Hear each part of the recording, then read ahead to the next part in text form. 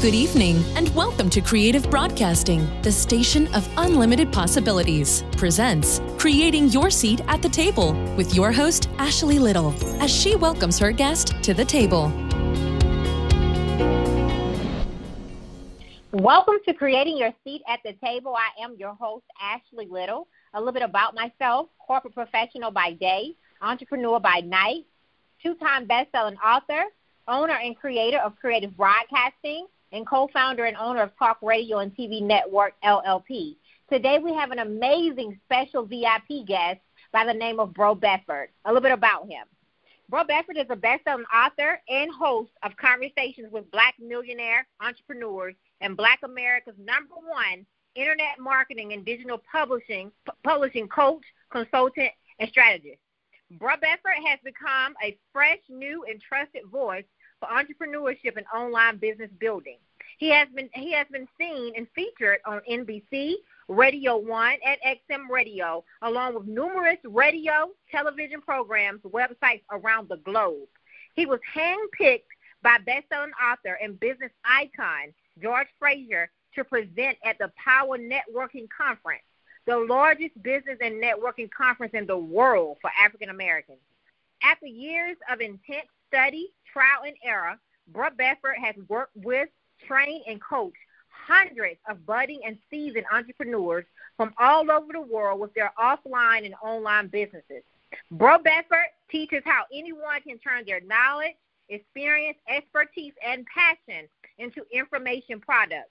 He helps entrepreneurs, business owners, professionals, service providers, authors, coaches, and consultants to leverage billion-dollar platforms and networks to reach billions of people on their smartphones, tablets, laptops, or desktop computers, smart TVs, and cars.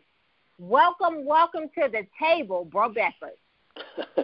Wow, Ashley, thank you so much for having me. I saw that you read that extensive piece on myself, but I was listening to a little bit about you and all of the things that you're doing. So I feel like I'm in great company today, so thank you for having me. Yes, sir. I just want to say, Bro Bedford, I am honored and humbled to interview you today. I am just excited to hear all the wisdom and knowledge that you're going to share with our listening audience today. Thank you. Thank you again for having me. You are welcome. So, Bro Bedford, could you please walk us through your awesome entrepreneurial journey? Well, I know we don't have a long time, so I'll give you the very condensed and short version of my entrepreneurial journey. I've pretty much been an entrepreneur all my life. I think I've probably worked maybe 3 jobs in my life, and they were all during my teenage years after getting out of high school, doing some odd jobs such as some janitorial services, working in a brickyard. At one point also throwing bricks. Let me tell you something about those bricks. We made $5.35 by stacking 535 bricks on a pallet. And I knew then that I was getting a penny a brick. I knew then that type of labor was not for me. I was an entertainer. I'd always had a musical background. I was an entertainer, singer.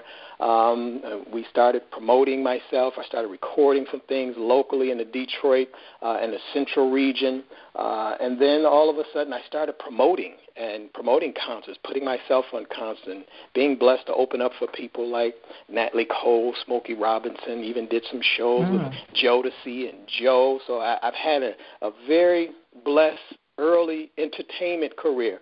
But that side of the business really intrigued me, the promotion part, because that was really the business part. Really beginning to see how numbers work, how you make profit, how you promote concerts, how you do marketing.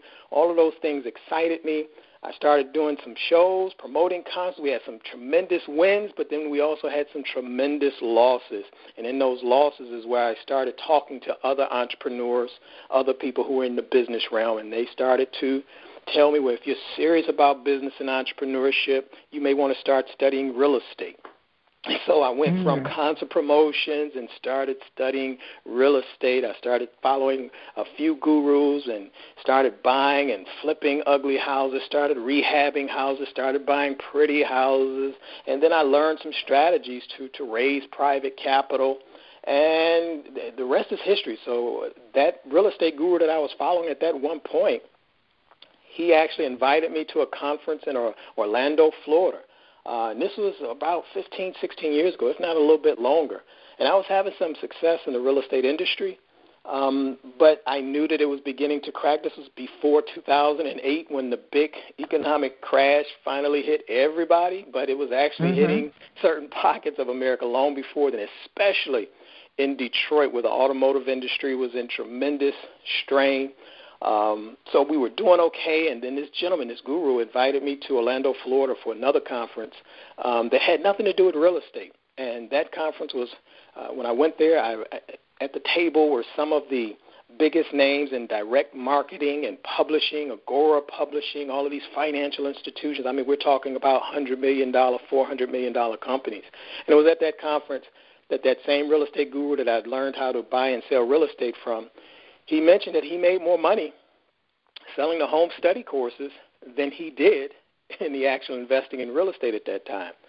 And that's when I was hooked. So I learned at that conference how to take my knowledge, my experience, my expertise, and my passion and package them into information products. And that's when I started learning how to market those products. And that's I guess you would say, the iteration of Brother Bedford that you see today, that I help so many other people to package their knowledge, their experience, their expertise, and their passion into products and services that could be sold online and offline. But primarily I help a lot of businesses with their marketing strategies and plans, and that's what you have today in my entrepreneur journey, is me as a marketing consultant and business growth strategist that help a lot of some of the names you or many of our people would be very familiar with if they've, I've worked with Les Brown, George Frazier. You mentioned George Frazier. I mean, Lisa Nichols. I can go on and on about the people that we began to work with. But that's how it started, and that's where I am now. I love your journey, Bro Bedford. It's definitely amazing. And you said a lot of awesome nuggets, but some things that stood out was you just took that one person that really just opened that door, right? That one person that invited you to that conference that changed your life. And I know a lot of us, we go to conferences and, we want to be in different conferences to get information, but some of us don't go and know how to really learn from those conferences, right, to really open those doors and get at the table. So can you kind of share with the audience, what should we be doing when we're at those conferences? What should we be learning to help us get to that next level? I mean, that is a powerful statement that you made. There's a couple nuggets that you shared there. I think one is the necessity to network and to participate in the conferences. We're in an era now where you have to learn from what we call practitioners, right? The traditional educational system is not conducive for entrepreneurial development. It was all about go to school, get good grades, and hopefully get a good paying job. We see now within the past 20, 25 years that philosophy has been waning very quickly, and you can see the unemployment numbers and the people who have been struggling. But also with those waning numbers, you've also seen the emergence of those who are beginning to learn from specialists and practitioners and people who have been there and done that. And so that nugget that you just dropped about the importance of not just going to these places to learn the educational or the training, knowledge and information and experience and expertise that they have for you, but to also begin to make the appropriate connections, to meet people who are doing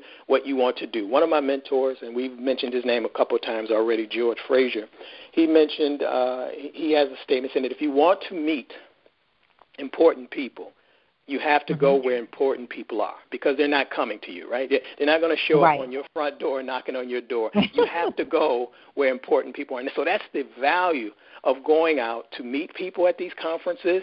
And I would say even develop, and this is kind of a sidebar, but don't just go to any and every conference. I would say that after you listen to this interview, if you haven't already, you want to begin to develop your own life curriculum.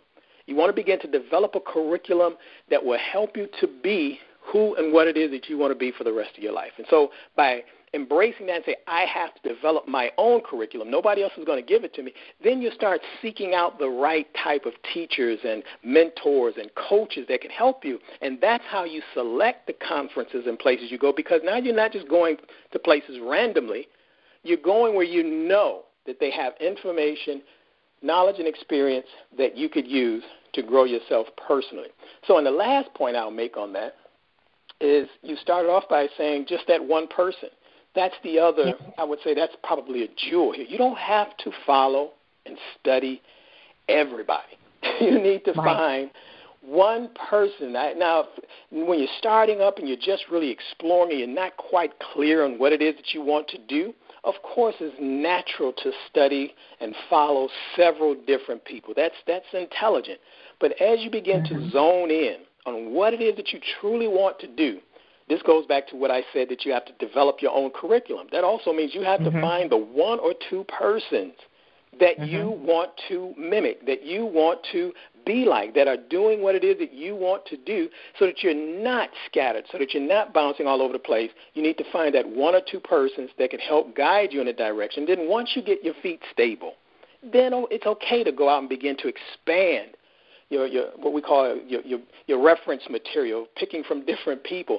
But until you get to a point to where you know that you've achieved a level of success that you want, it's wise to find that one. You can find two, but if you can find one person, you will begin to move a lot faster on your journey.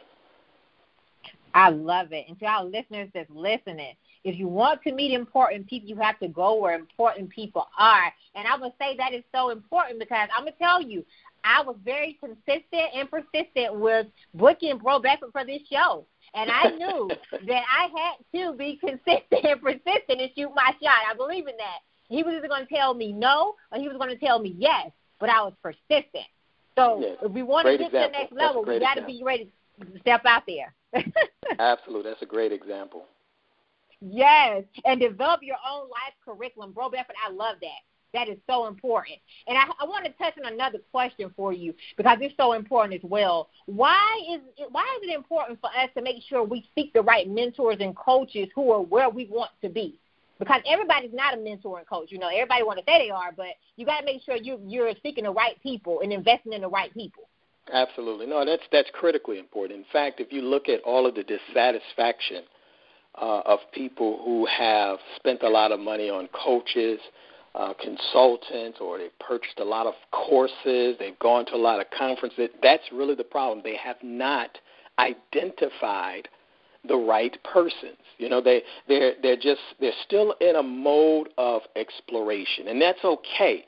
But I try to warn people, you don't want to waste all of your resources, all of your money in exploration, right? You're not that rich in time, and you're not that rich in the pocketbook where you can just randomly throw money out to individuals hoping.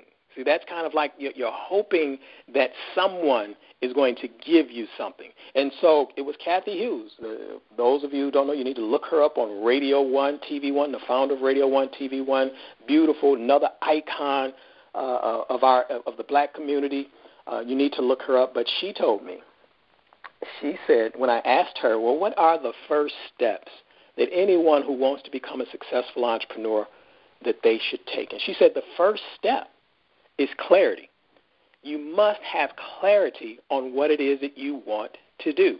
Without clarity, you're just randomly picking people. But with clarity, you'll look for the people who are absolutely going to be the perfect models for you. Now, with clarity, that also means that you'll be able to have a discerning eye to be able to look at those who are not right for you. That's the challenge for a lot of us, is that we see people who may be successful or have the appearance of success, and we feel that we need to just attach ourselves to them, but yet they may not be the right persons for us. And so that's how I would answer your question, that you want to get clarity. And as soon as you get clarity and begin to move towards developing your own curriculum, that really reduces the time that you'll spend just chasing other individuals and people who may not even be qualified to help you when you know what it is that you want to do. I love it. Gaining clarity, that is so important. So Bro Bedford, you are a best-selling author and host of Conversations with Black Millionaire Entrepreneurs. So please share with our listeners more about your show and how we can listen and support. Oh, thank you so much. And it's funny how that show started. And this is let me give you just a little background on that particular podcast, because I think it'll kind of tie everything together. As I mentioned, I went to that conference and I learned these concepts. And one of the concepts was about being online and taking not just my knowledge but other individuals' knowledge and selling them in digital products. At that time, we built what was called an e-zine, or a newsletter, an online newsletter where people would sign up. And so I created an email list, and people were asking me about entrepreneurship. So I started creating these small reports that I would only charge $7 for. And that's how my whole philosophy of notification of payment received started, that I created these $7, $10 reports, had an email list, started asking them what they wanted, create a little small report and sell it to them for $7, $10. The very first time I did that, we had over 200 and something sales, downloads of people who wanted to learn about some real estate strategies that I had learned from the real estate guru. I was nervous, didn't think it would happen, pressed send late at night, woke up the following morning, and my inbox was filled with notification of payment received, notification of payment received. And that's how that started. And so I kept going, and I was reading a book at that time called Conversations with Millionaires. And that book had Stephen Covey, I think Zig Ziglar was in that book, I believe Robert Kiyosaki, and a few others were in that book. And they only had one black person in that book.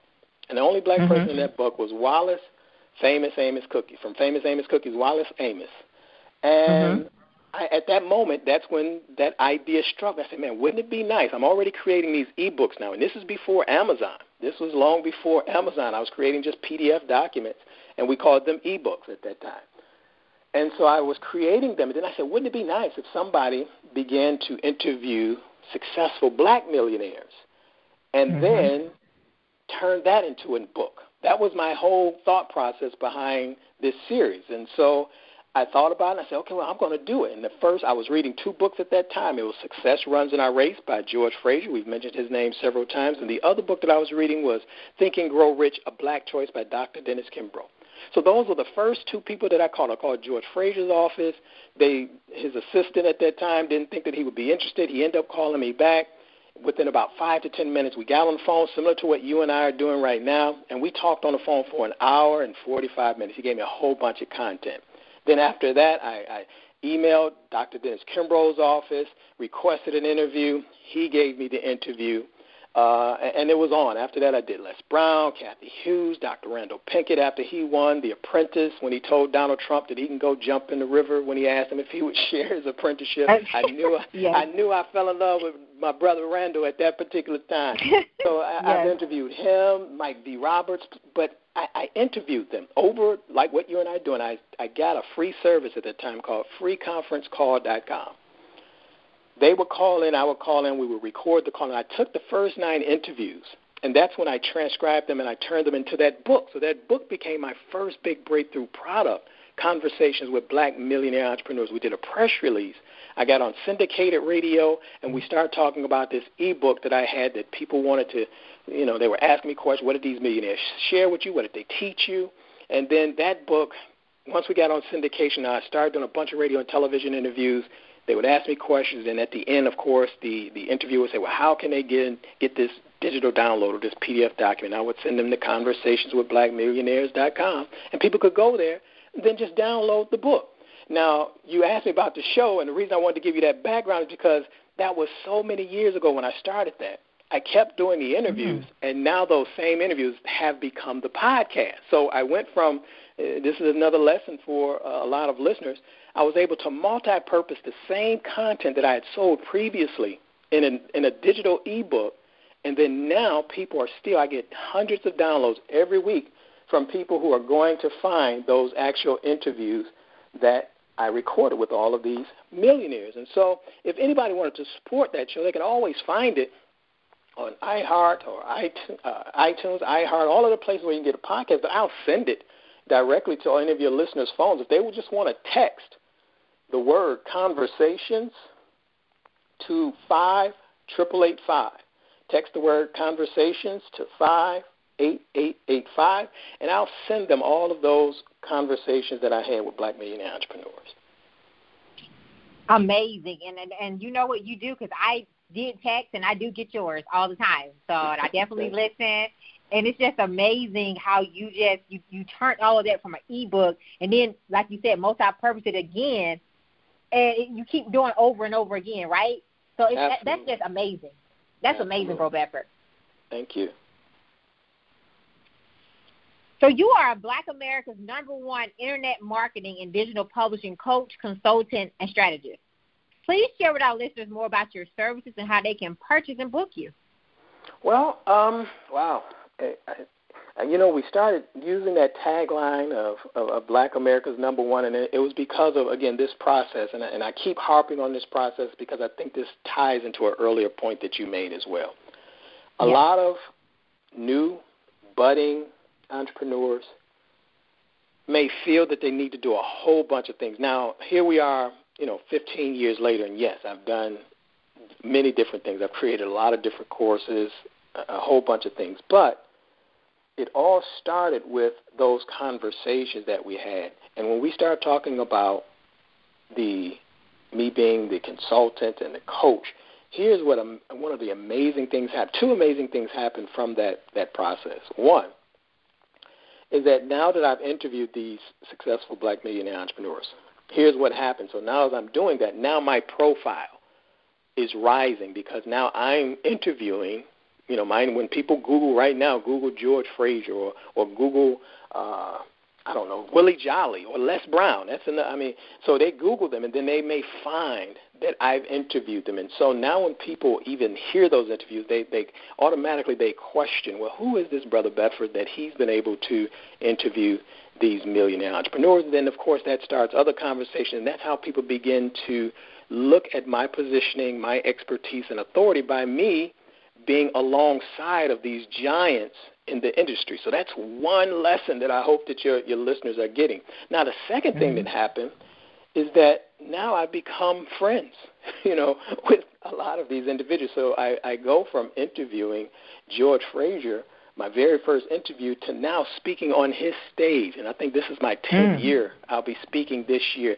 I helped to sell out the conference. I've partnered with George on different products and services. And so even just that engagement allowed me to go from being, I guess you would say, a fan in a way to a contemporary. Instead of just looking up at them and marveling as them being my idols or people that I look up to, now we become partners, or I begin to work with them behind the scenes doing some of these same strategies that I'm sharing with your audience now. So I did it for myself, but now I'm able to help others do that. And so that's how that process started. In the same way that people text, you'll get a reply from the email, and you'll be able to just email me directly if you want to try to talk to me about, booking me or purchasing some of the other products and services. Just the same way. If you text conversations to 58885, you'll get more information.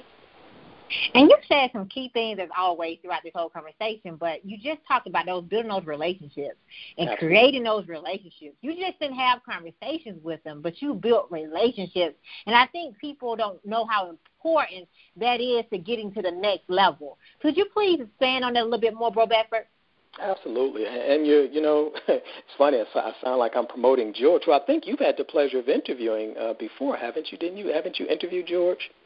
Not yet, sir. Not yet. Okay. Well, yeah, I can't wait till you interview George. I feel like I'm doing a plug for him, but I learned so much from him as a mentor. George, he talks about the business that we're really in, and I agree with him, is the business, no matter what it is that you do, whether it's doing what you do, interviewing people with your broadcast network and everything that you do outside of that, even in the business world, whether you're working for corporate America or whatever it is that you're doing, in order for you to grow to the levels that you're desirous of, you cannot do that without building relationships. In fact, relationships are everything. And the more and more that people become desensitized to relationships by using technology and becoming isolated and living in our own little funnels or whatever you want to call it, you'll find that the people who are stuck in the silos, they're not growing at the rate that they could grow because everybody thinks that the relationship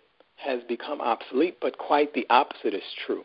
One thing about the principles of the universe and God is that they're immutable, they're unchanging, right? So there are trends and fads that come that people jump on board, and so you think Facebook is everything and all of that. But even at the root of Facebook, if you remember, before it was called social media, it was called a social network. You were building relationships. It transitioned into media because people started buying advertising on it. So the relationship is everything. And as you mentioned, just my one relationship with George has opened up the doors to not only his network, but even just the caliber of people that attend the conference and that are in his Rolodex that he's been able to introduce me to since then is just invaluable. And so that's key with everyone. In truth, my other partner, William Patterson, best-selling author, international best-selling author of The Barren Son, he used to make a statement where he would say that you're only one relationship, you're one person away from all the money you want, all the clients you want, all the media attention you want, whatever it is that you want, it's in somebody else's pocket or under somebody else's influence. And so if you have a relationship with them and you know how to massage that relationship and grow that relationship and provide value to that relationship, everything that you want on the other side is there for you through that one or two key people. So the relationship is everything. Yes, I love that. And one thing that stood out was providing value, right? Providing value. And I think a lot of people, when they're building it, that's what we have to remember. We need to make sure that we're providing value, that we're not wasting people's time.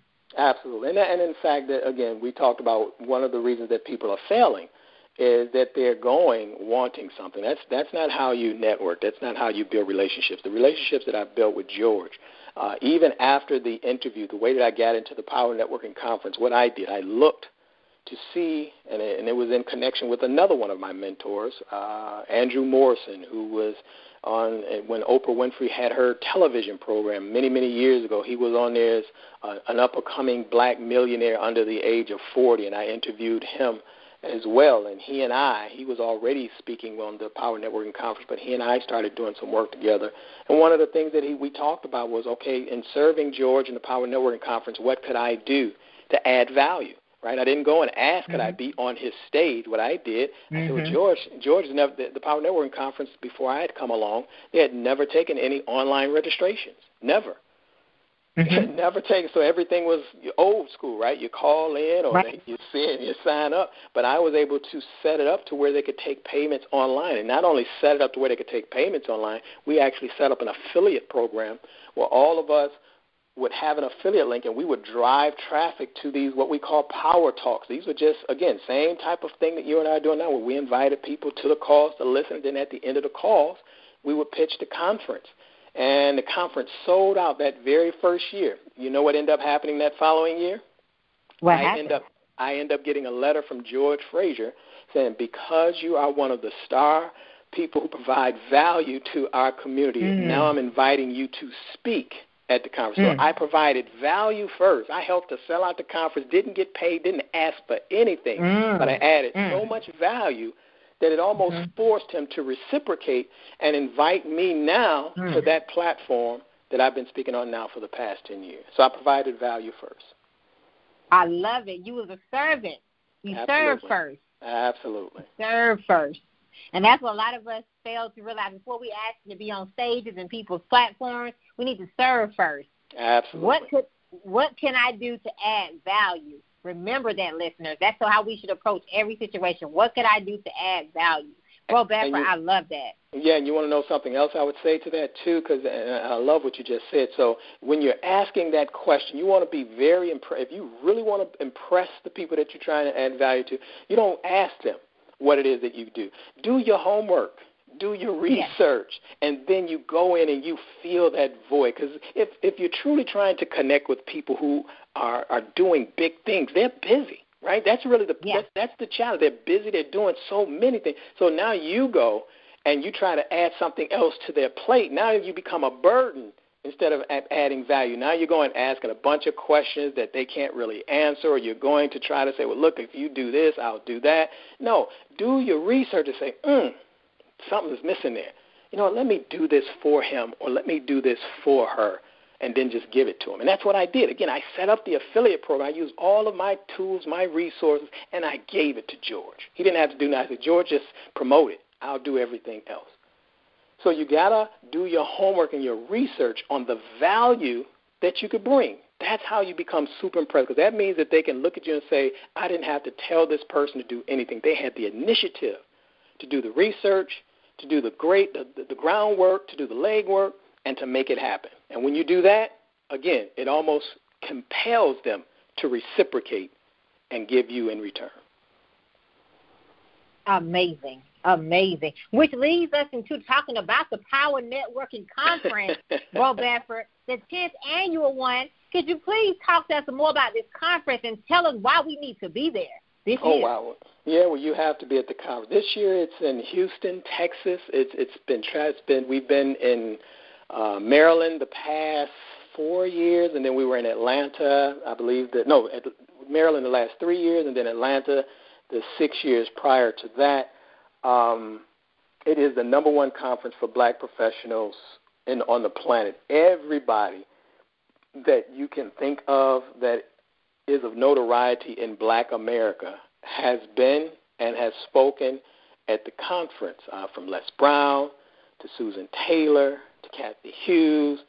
If you want to get on the political side, from Jesse Jackson to Al Sharpton. Miles Monroe used to close out the conference before his untimely passing.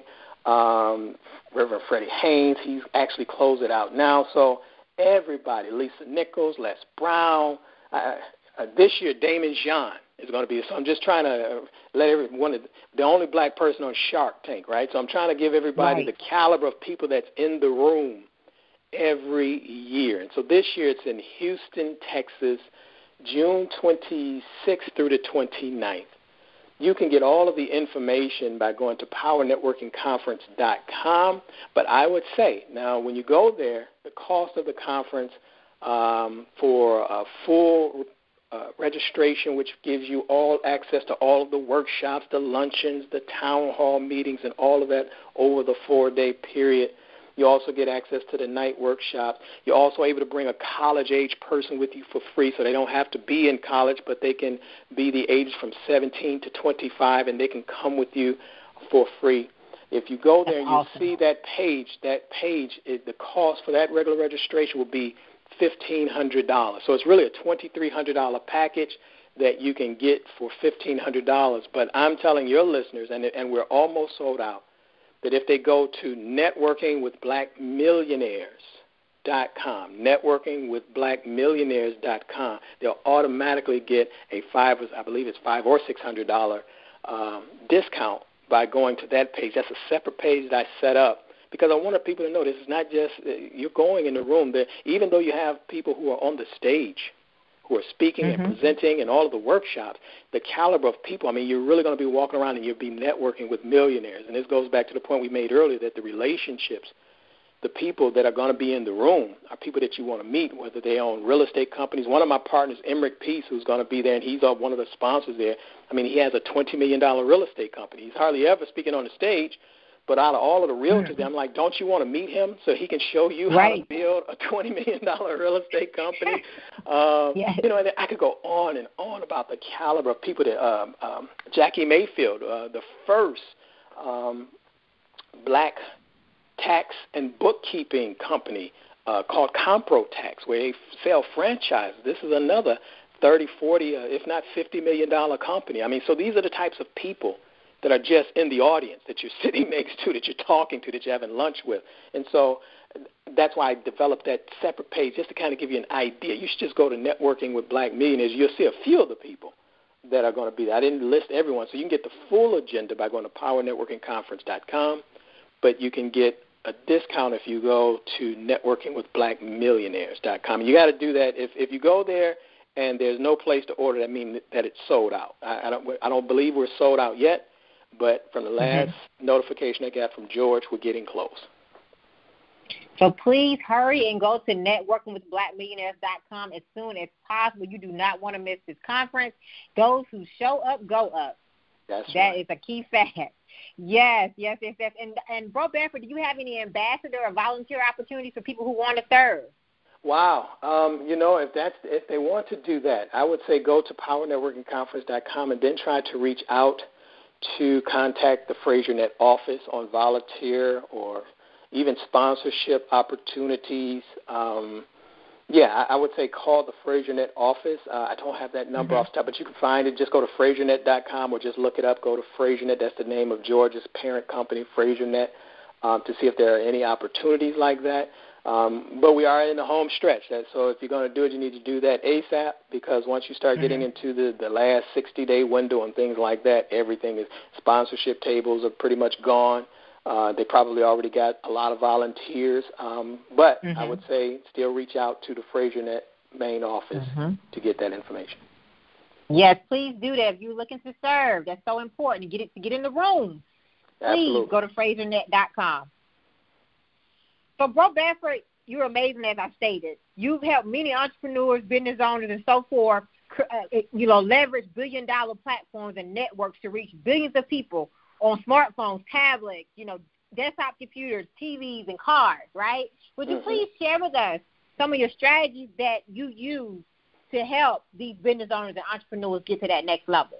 Yeah, and I'm glad we spent so much time talking about this earlier. One of the things that I always say, Ashley, and I think this is so important, I tell people it's one thing to listen to what we're saying, right? That's good. That's great. Listen to what I'm saying. But more importantly, look at what I'm doing, right? So everything that we've done in this call, we've talked about conversations and creating the podcast and creating ebooks, having a series of ebooks over on Amazon, having several podcasts over on iTunes. And these are billion-dollar platforms. Being able to create your own platform, your webinar, teleseminar, podcasting, author platform, to where now your message can be spread to billions of people without you having to be there, right? So everything we talk, even when you ask me how can they get that information, and I'm saying this as the kind of the backdrop, because now I have books, I have podcasts, I have coaching programs, I have a consulting program, we have digital products, but everything starts with what you and I are doing now. We're positioning myself, we're building a platform, we're building some type of authority, some type of expertise by me telling you my experience, my story, and then I'm showing you where you can go and get more access to me, begin to become educated about what it is that I do on your own. And then once you see or you feel that I could possibly be that one, remember we talked about having one mentor or a couple mentors. So now you go, you look me up. Now you go, you listen to the podcast, you listen to me asking questions, you listen to me doing what I'm doing, you see my products, you see videos of me, and so now you may make the decision, say, you know what, I think I want to take a deeper dive with Brother Bedford. And so now at that point, if you're getting emails from me, or if you're getting my text messages, and I send out emails 2 to 3 times a week, sometimes I'm every day, it depends on how I feel, and people will respond. So I'll send out an email, people will try to buy a product or a service from me. And so these are the strategies, everything that I've talked about. That's why I love talking about it and so passionately the way that I have. Everything that I've talked about is what I help other entrepreneurs to do. How can you start your own podcast? How can you become a best-selling author? How can you get on stages like the Power Networking Conference? How can we establish your authority, your expertise, and position you as the go-to person in your industry or your category? So everything that I'm doing, everything that you and I are talking about, all of the questions that you're asking, we're doing it live right now so that people can see exactly what we do. How can they get on a show like yours, right? I got on your radar by doing some things, right, by providing value, everything that we talked about. So I provided value. I got on your radar, and then I didn't come chasing Ashley. Not that that's a bad thing, but Ashley wanted to find a way to interview me. So how can we take you, and I'm talking to your listeners, how can we take you to position you to where people who have an audience, people who have influence, people who have a following, they want to share you with their groups, with their audience, on their platforms, on their stages. And so that's how I sum it up. I don't, some people say, well, you should go do this, and you should do this, and you should. I tell people, do what I'm doing. Just watch me. Yeah. And just watch me. Yeah. Yes. And I interviewed one of your amazing clients a couple months ago, Margot Levitt. And she man. talked about you. Man, thank you. That's awesome. Yes. Margot's come a long way. And, again, that's a person who has completely left corporate America, retired, and reinvented herself. And now her podcast, she's getting millions of listeners every month, targeting the baby boomer generation on how to reinvent themselves. She's written her best-selling book. So she went the same route, best-selling author, podcast, and now we're just now creating some products and services for her. So exactly, that's how we do it. And as you can see, she got on your radar, just sharing her message with what she's doing. And I'm glad that she spoke with me. Thank you. Yes. So what are some strategies you would give to entrepreneurs or business owners who are struggling with scaling their business? They're trying to figure out how to scale it. I know we pretty much just talked about it, a lot of it, but just really getting out there. Some of them are new to it. Some people are in it, but, it's just not moving the way they want it to do. Well, that one of the things is really for a lot of us as business owners, and that's really why my passion, my very first site actually was called howtobeablackentrepreneur.com. And so my target market has been to help black people to become better entrepreneurs and business people. And at some point, I have to have what we would call a come to Jesus moment with a lot of us.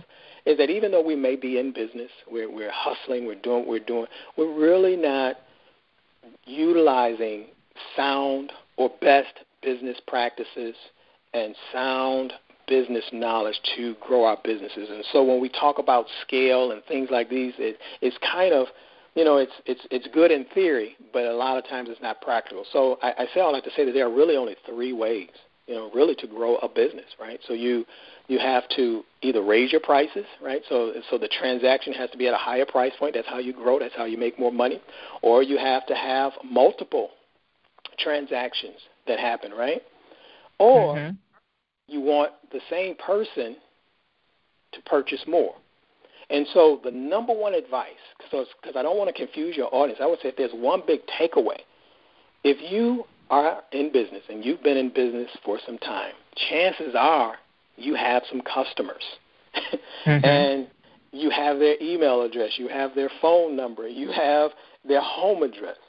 And if you don't, shame on you. That's another lesson right there. So you should, if people are buying from you and you've just reduced them to just a sale and now they don't know what you're doing, you don't know what they're doing, that's why the business struggle. And in truth, that's where a lot of us focus on. We're just trying to get the dollar and then we move on. So I would say the best advice that I can give anybody right now is that if you have clients or customers already, find a way for you to sell them something else. What is it that they want?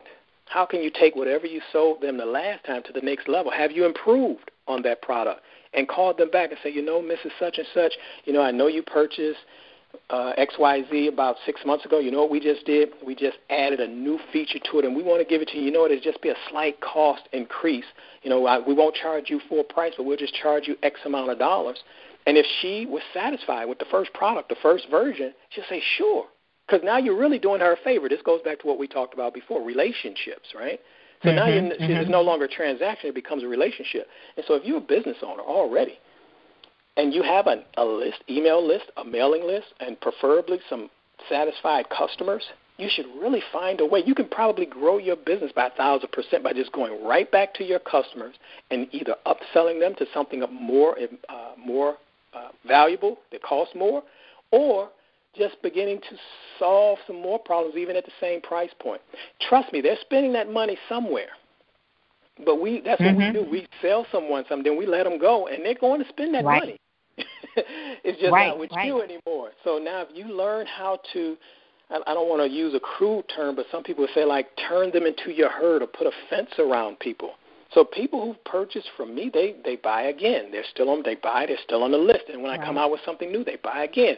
So they'll buy an ebook, they'll buy an audio program, they'll buy a webinar, they'll buy coaching, they'll buy consulting, they'll buy done-for-you services. I mean, I've had one person, or this not now, but earlier in my career, who actually gave me their credit card number, said, keep it on file, and Brother Bedford, whatever you come out with, charge it.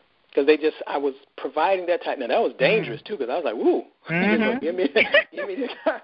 whoa, I got to be careful here, right? But that's what you want to do with your clients. You want to begin to build up that type of trust, right, to where they are looking forward to buying the next iteration of your product or service or the next big thing that you come out with. Apple does it all the time. So we have examples of Apple with the iPhone and all of these things around us where people become loyal customers. But we do not do that for our own individual businesses. And so therefore we're always chasing new customers, and nothing is more exhausting, nothing is more expensive, nothing is more debilitating and frustrating than constantly having to get new customers. So look at look at customers you have and serve them better. I love that. And, that was so vital for people to hear, because sometimes, like you said, you're all about the dollar, you don't build those relationships, and you come back and you want to sell something else and it doesn't work because you didn't build those relationships. Absolutely. And you got to be able to withstand the criticism. I've had people who say, I didn't like that, Brother Bedford, and I'll bend over backwards and say, okay, well, what can I do to make it better? Or I'll say, well, I got another program, don't worry about it. You don't even have to pay for it. Now, here's what happens when you do things like that. People will tell you the best form of marketing is word of mouth. So when you begin to serve clients like that or customers like that, the first thing they'll do is tell somebody. They'll say, you know what, I work with Brother Bedford. Look at with Margot.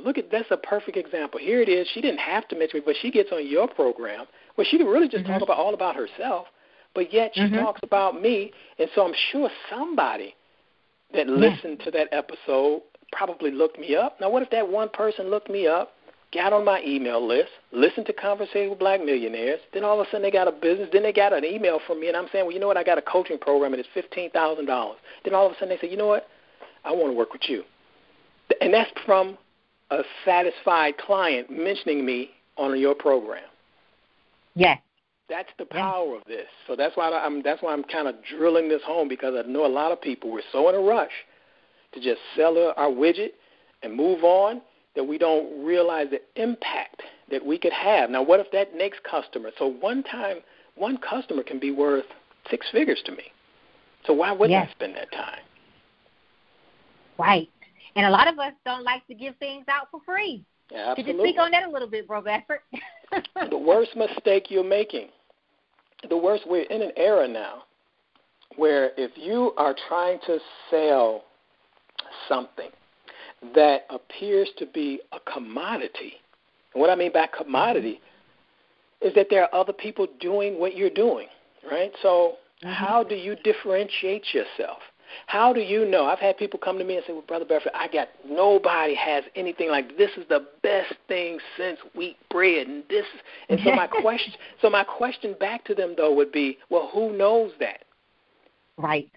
See, they don't know that until they try it. So why wouldn't you give them a trial, or why wouldn't you give them a portion of it for free to salivate, get them salivating on saying, yeah, this is the best thing since wheat bread. But if nobody knows that and you're holding it tight and you're saying, I'm not giving this to nobody unless you give me $1,000, and yet they can look down the street and someone is offering something similar for $100.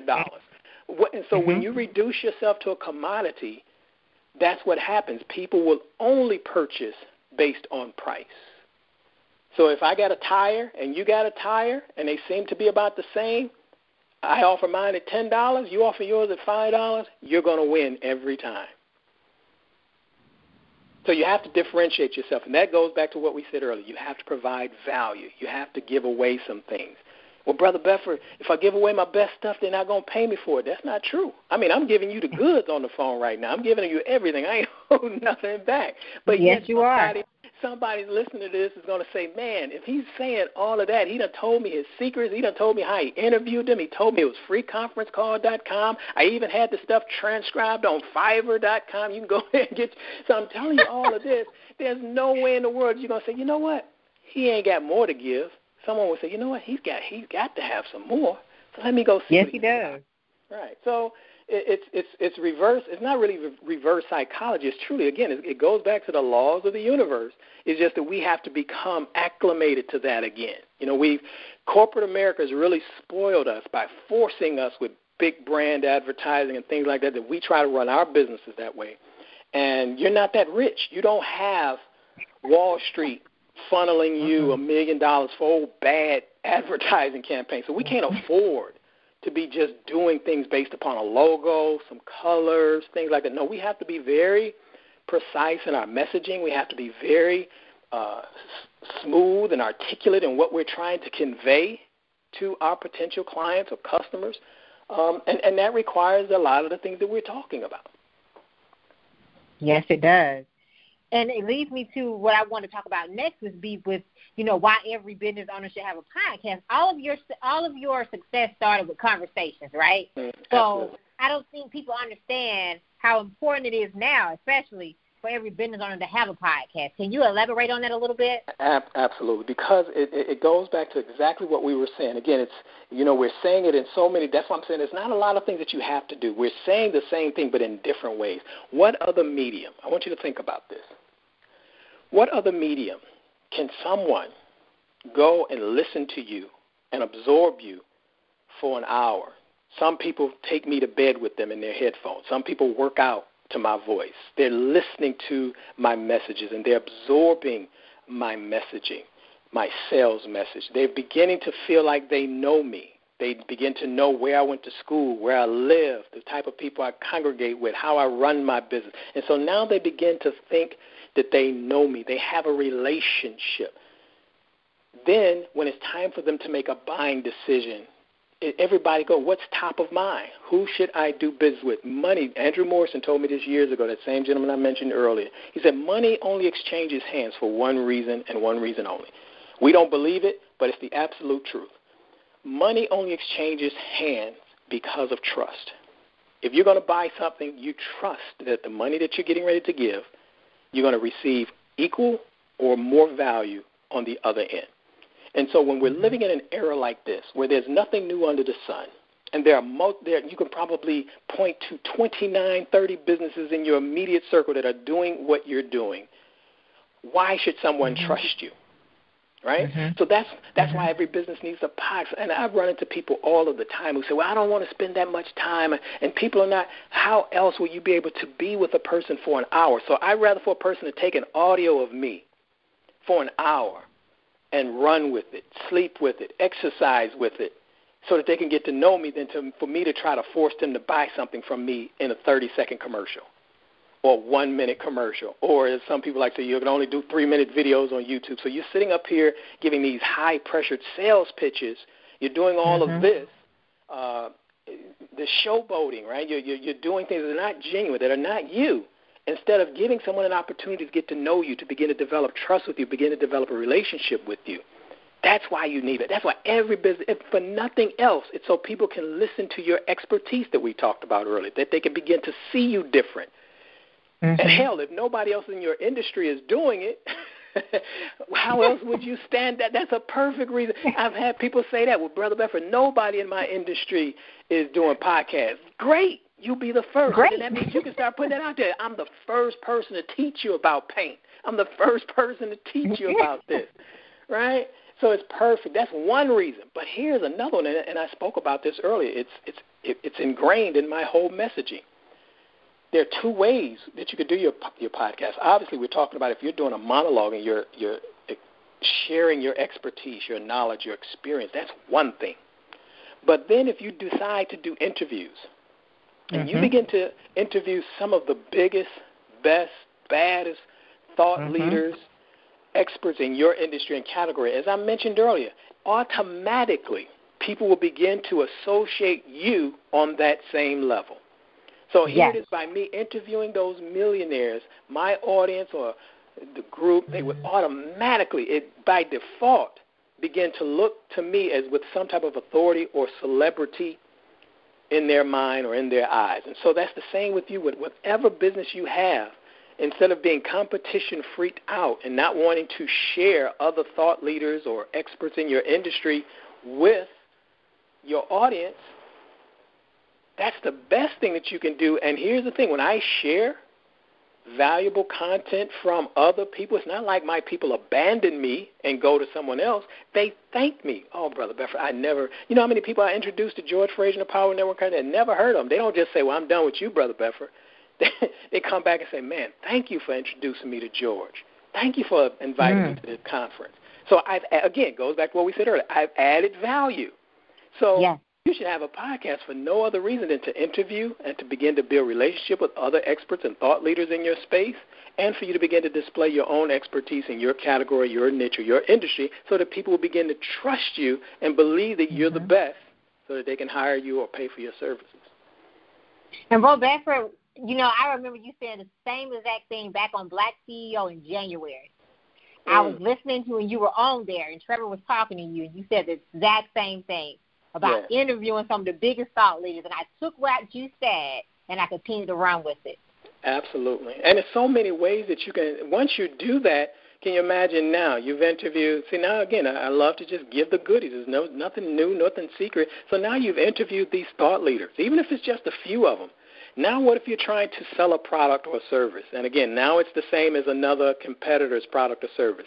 But now what if you say, you know what, I have a series of interviews where I've interviewed such and such from XYZ and such from XYZ and such from ABC, and I'm going to give those to you as a bonus when you buy from me. So now do you see how you increase the value of your own product?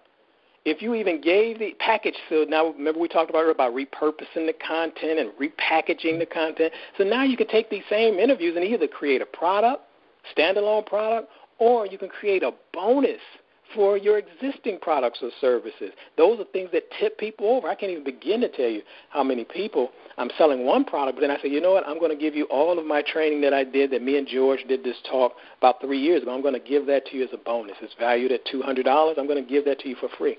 They like sold. I love it. I mean, I'm just learning so much today myself, and I know our listeners, you are too. I mean, if you have not, he has gave us pretty much the blueprint. Bro Bedford, I mean, you are just amazing. That's all I want to say. You're amazing. Thank you, Ashley. Thank you. So we all have part of our journeys. We all have a process. So what did failure teach you, Bro Bedford? The first thing that failure taught me is that there really isn't a such thing as failure, right? Not to say that, you will fail at some things, and that's okay. But the reality is the failure is actually the lesson. So it's not really like it only becomes a failure if it defeats you and you're done. If you encounter a challenge, an obstacle, and you have a setback, and then it causes you to give up and quit. And when I say give up and quit, I'm not necessarily saying give up or quit an idea or a certain product or service. Sometimes you do. I've run into some people where I tell them the best thing you can do with that product is tie it up, take it out in the back, pour some gasoline on that thing, and then light a match, because it's not going to sell, right? It's no good. Right. So sometimes we just have stuff that ain't no good. So, it's okay to quit that, but that don't mean that you stop the process, right? So now that means you go from that product, and now you begin to go to something else. And here's the secret with that, too, in terms of developing a product or service for people, is listen to the people. In fact, you should be designing your business and everything around the people that you're trying to serve. Most people want to do something and it's really vanity, right? I'm going to create a product. I'm going to do this. I'm going to do this, and they're going to love it. You can't make people love something. You got to begin to help people give. The OJs have a song called Give the People What They Want. So you have to find a way to give people what they want, and then if you feel that there's something that they need, you have to find a way to insert that in your product or service. Maybe it's in your back end. Maybe it's in your coaching. I do that like right now. So now I know that we're giving people what they want, but at the same time, you're asking a question that allows us to give people what they need. But if we just came out with what they need, people wouldn't buy that.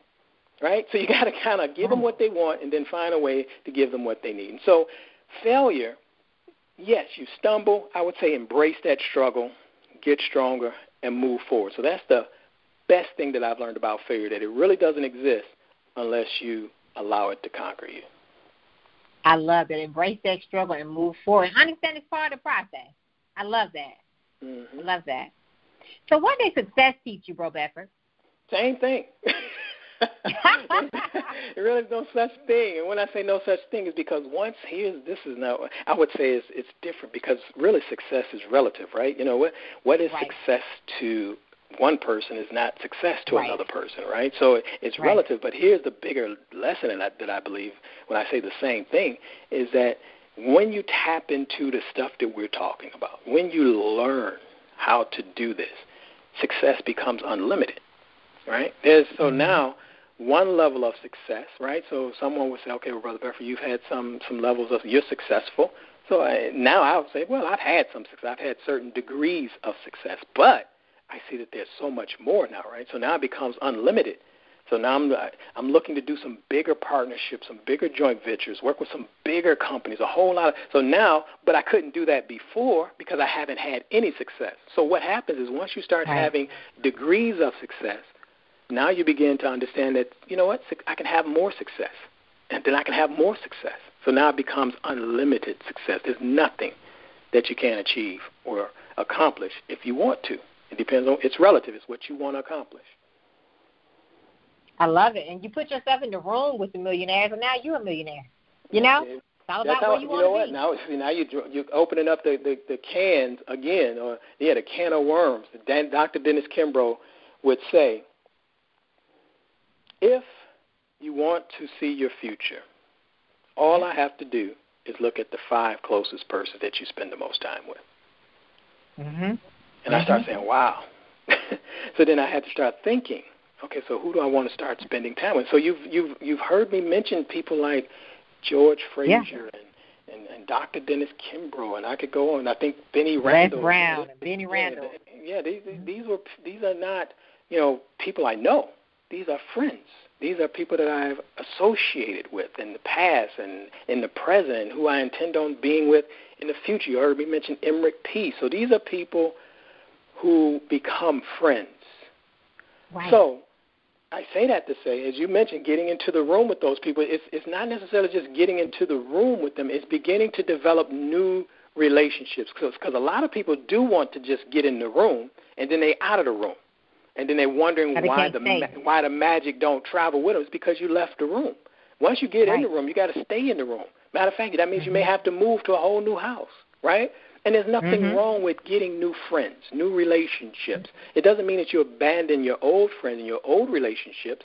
I tell people all the time as a part of my talks, I have my cell phone on, and I say, y'all want to see a $1 billion cell phone?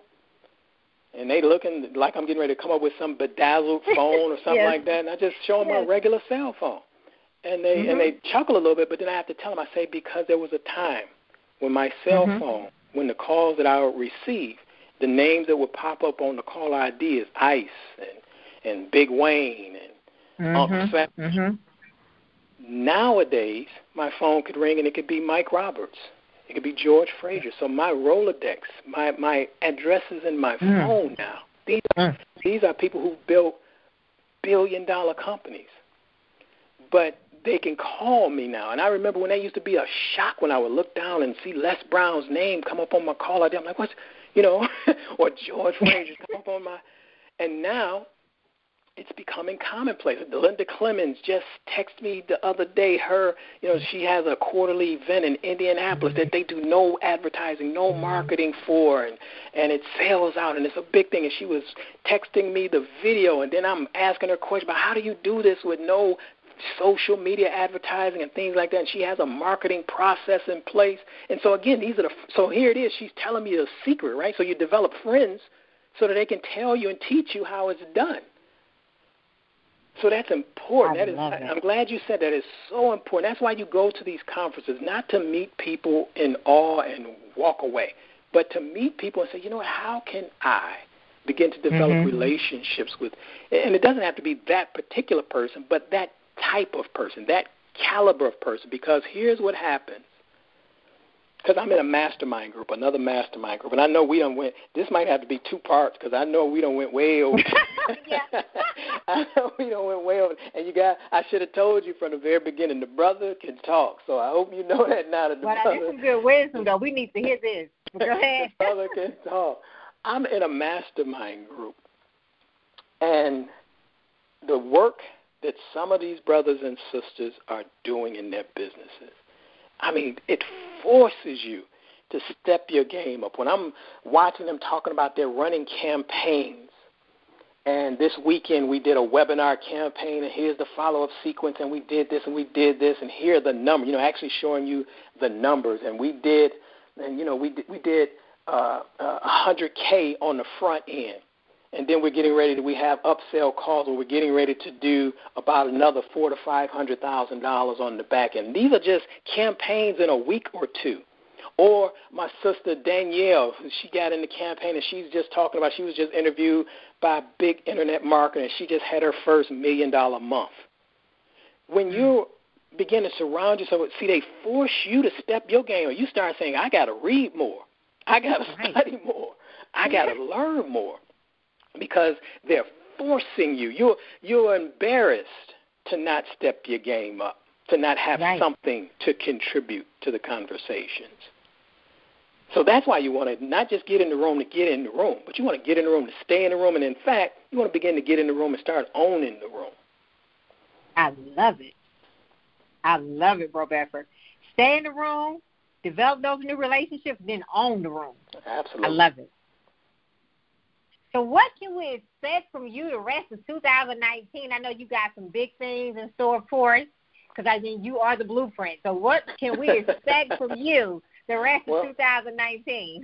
Man, well, we got a couple. Well, we're getting ready to hit the road. I haven't been out speaking in a long time, so we're getting ready to release a new book. I'm going to release a couple new events comes late summer, early fall. But we're going to hit the road. So I'll be speaking at the Power Networking Conference. I'm speaking at the Red Ink Conference in a same month, but a little bit earlier, June 1st in Charlotte, I believe in Charlotte. And then I have 3 more conferences that we're waiting to confirm. One in D.C., one in Mississippi. So again, if you're on my list, if you get conversations, I'll keep your guests notified as to what we're doing. So we're looking at around 4 to 5 big conferences that I'll be a part of. But we're getting ready to start hitting the road, because I want to start the stuff that we're talking about. I know many people are missing it. There's a lot of noise, a lot of distractions. And so we're going to hit the road and put in some work and get in front of some people and do what we're doing right now, talk about all of these different things that we're talking about, entrepreneurship, business building practices, and marketing strategies and tactics. So we're getting ready to hit the road and do that. So we got 2 new books, couple coaching programs, really courses. So we're really turning a lot of my coaching programs into courses now. That's what I'm in the middle of doing now. So there'll be courses that people can purchase. But the big thing is that we're definitely going to be hitting the road for the second half of the year. Well, super congratulations on your 2 new books that are coming out. Thank you. Your conferences, and your courses. I mean, I took so much from this whole interview today that I'm going to go execute on some more, Bro Bedford, okay? I mean, you pretty much gave us the blueprint. Like I stated, since I heard you on Black CEO back in January with Trevor Oates, I mean, I knew that you were the guy to follow, and I follow you consistently, and you said you haven't spoken a while, but you speak every day on Facebook. Right. Well, thank you so much. Yes. Thank you so much. Yes. Will you please tell them one more time how they can follow you on all social media platforms? Well, they can find me at brotherbedford.com. You can go there. Facebook, Bro Bedford. Twitter, I believe, is Brother Bedford. LinkedIn is Brother Bedford is the handle. All those things. But you know what? I have one more gift that I would like to give you, Liz, because I think this is the critical piece to everything that we talked about, these tips and these strategies. I've created another report. It's really just a tip sheet. It's not even a report. It's just a one-sheet page, and it's called 8 money-making marketing tips. And I want to give that to your guests. So if they want to text, again, 8 tips, the number 8, and the word tips, to 58885, I'll make sure that I send them those 8 tips. And a lot of what we've talked about is contained in that, and actually a little bit more in terms of targeting your audience, developing your message, choosing your media, and a few other strategies that would help them to grow their businesses better, faster, and most importantly, stronger. It's not that a lot of us don't have great ideas, but we have great ideas, but we don't have the proper foundation. So it's like building a house on sand. You know, when the first hard wave come in, or if the wind blows too hard, it just blows over our business, and that's what happens with a lot of us, is that we have tremendous ideas, tremendous products, tremendous services, but we're building it on sand. And so whenever a hardship hit, the economy goes left instead of right, or we have a financial obligation that comes up, our businesses kind of crumble because we don't have a solid foundation. So these 8 tips will give you a great sound foundation. If you continue to build your business on these 8 tips, you'll be in great shape. So you can text 8 tips to 58885. Or you can go, for those who can't get through on the text, they can just go to moneymakingmarketingtips.com. That's moneymakingmarketingtips.com. To all our listeners, please text 8tips58885 or 8moneymakingmarketingtips.com. Please do that because I know I am. Okay? So definitely utilize Bro Bedford's free gift. Thank you so much, Bro Bedford, for taking the time out of your very, very, very busy schedule. And I'm so honored and humbled to have you on the show today. Well, I'm honored because of the work that you do. And I commend you on being consistent and doing what you're doing and beginning to bring the type of people who can help your audience and your following. So you're doing a tremendous work. I mean, you're doing exactly what I do and how I started with my interviews. And so, I commend you. I'm honored to be here. Thank you for inviting me to add my voice to the collection or the body of knowledge that you're already sharing with people. So really, I thank you and continue to do the work that you're doing. Thank you so much, Bro Bev. I'm honored and humbled for you to even say that. So thank you. Thank you so much. And I definitely will be inviting you back to the show before the year is over with. I look forward to it. My pleasure. Yes, sir. Thank you. So I would like to give a special thanks to Tammy Collins-Marquis and John Schamberger. I also would like to give a special thanks to Dr. Larry White Sr. and author Kimberly McLemore. You all may follow me on Facebook at Ashley Little and on Instagram at _Ashley A. Little. Thank you. Thank you for tuning in to another episode of Creating Your Seat at the Table, where Ashley speaks with corporate professionals, celebrities, entrepreneurs, authors, and speakers who are transitioning or have transitioned to entrepreneurship.